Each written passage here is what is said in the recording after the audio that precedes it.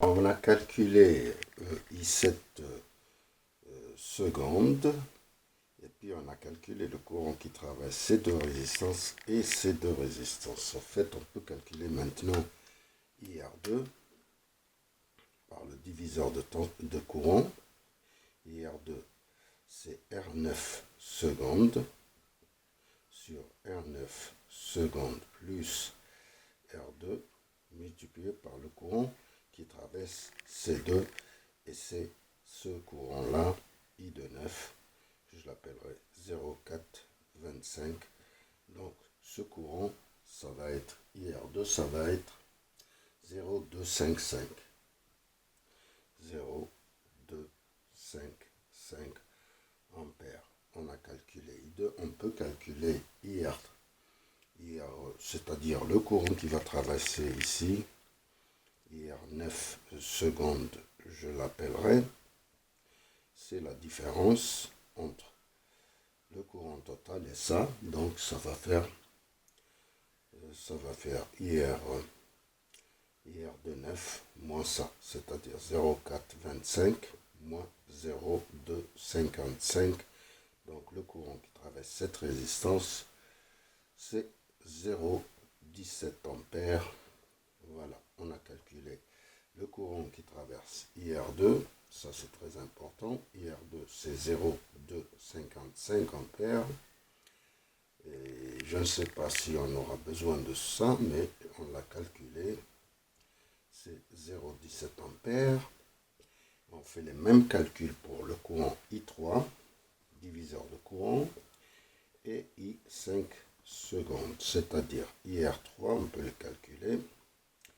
C'est R5 secondes sur R5 secondes plus R3 multiplié par ce courant qui traverse justement ces résistances 0,425, et ça nous donne un courant de IR3 de 0,255 ampères.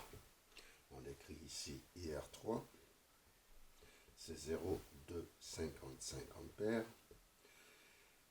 D'ici, on peut calculer ce courant, c'est la différence entre ce courant et ce courant. Donc, IR5 secondes, c'est la différence, c'est 0,17 ampères.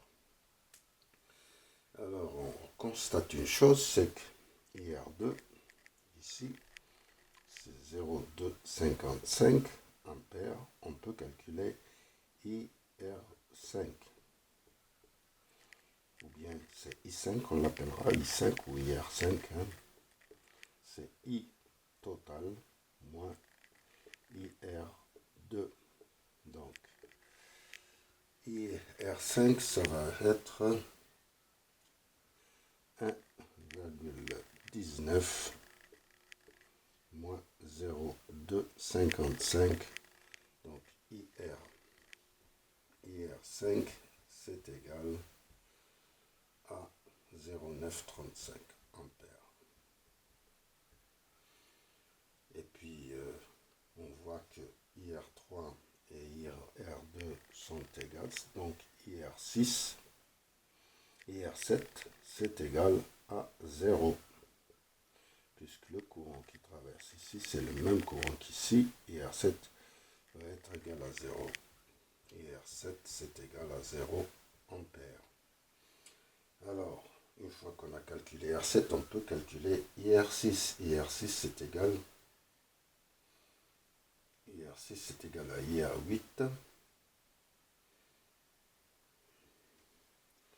IR6, c'est égal à IR8 puisque ce courant est nul. Donc, IR6, c'est égal à IR8. Donc, IR6 est égal à IR8. Et ça doit être égal 60, c'est-à-dire on a un diviseur de courant aussi. On a C30. Quelle valeur il a? IR6, c'est, puisque celle-là n'existe plus, donc on a ça en parallèle avec ça. Donc on peut calculer IR6 et IR8 qui est égal.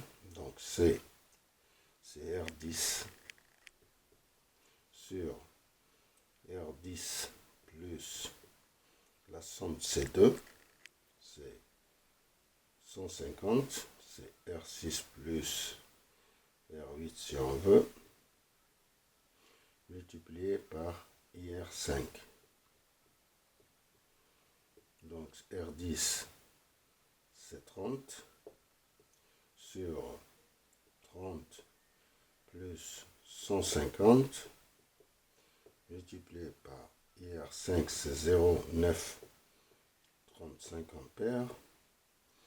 Donc on va voir IR6 c'est égal à 30 divisé par 180 multiplié par 0,935.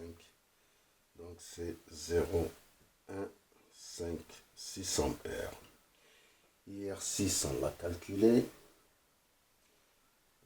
Et vérifier les résultats là parce que on n'est pas vérifié quand même les résultats. Donc maintenant on calcule IR10. C'est IR5 moins IR6.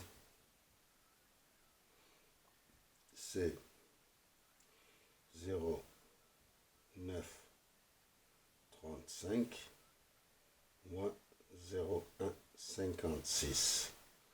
Donc le courant qui traverse IR10, c'est moins plus 0,935.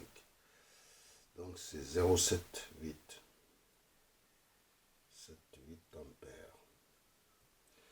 Voilà, on a tout calculé. On a calculé le courant IRN, IR4 qui est égal à IRN. On a calculé IR2. On a calculé IR3. D'ici IR7 c'est égal à 0. On a calculé IR5. C'est I total moins IR3. Donc c'est IR3. Donc c'est combien? IR5. Où est-ce que je l'ai écrit? C'est 0,935. À partir de là, avec ce courant, on calcule le courant qui traverse ces deux résistances. C'est R10 sur la somme des deux.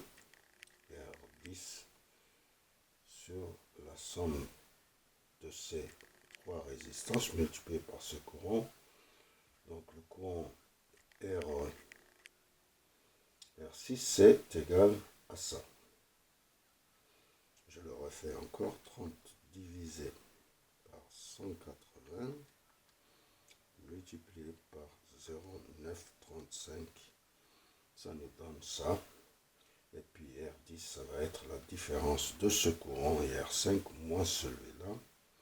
Donc c'est 0,78 et je vous remercie de votre attention. C'est-à-dire que ce courant doit être combien de fois supérieur? 180 divisé par 30 multiplié par 0,156. Voilà, c'est ça. Et je vous remercie de votre attention.